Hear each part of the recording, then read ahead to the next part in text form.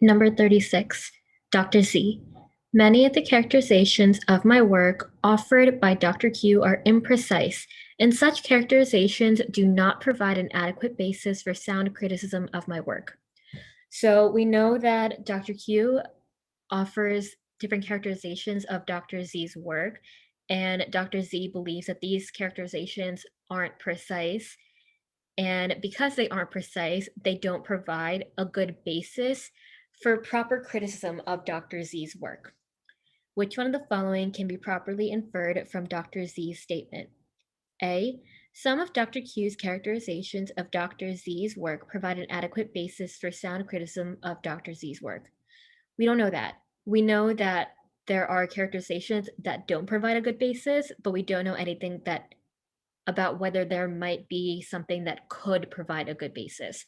So A would be out. B, all of Dr. Q's characterizations of Dr. Z's work that are not imprecise provide an adequate basis for sound criticism of Dr. Z's work.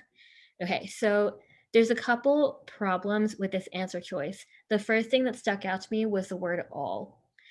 Um, for a must be true question, we typically want to find an answer choice that has language that's a little bit milder, and all is very strong. It's really difficult to prove that all of something is a certain way or has a certain quality. Beyond that, when we read further into it, this time they're talking about characterizations that are not imprecise, whereas our stimulus deals with characterizations that are imprecise.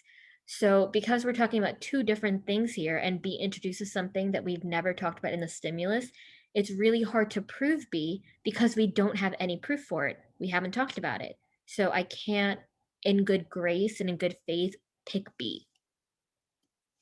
C, all of the characterizations of Dr. Z's work by Dr. Q that do not provide an adequate basis for sound criticism of Dr. Z's work are imprecise. So again, a couple problems here. First thing is the word all for the same reasons I talked about in B. The second thing here is they kind of reverse the relationship that we had going on. In the stimulus, we talked about characterizations that don't provide an adequate basis, and C says not providing an adequate basis suddenly means that the criticisms are imprecise. And that kind of reverses what the stimulus introduces. And I am going to have a hard time proving that as well. So C would be out for that. D, if the characterization of someone's work is precise, then it provides a sound basis for criticizing that work. So D introduces a sufficient condition that was never actually talked about in the stimulus. And because we didn't invoke that in the stimulus, I don't actually know what happens when the sufficient condition presents itself. So I can't prove it because it's something that we haven't talked about before. So D would be out for that reason.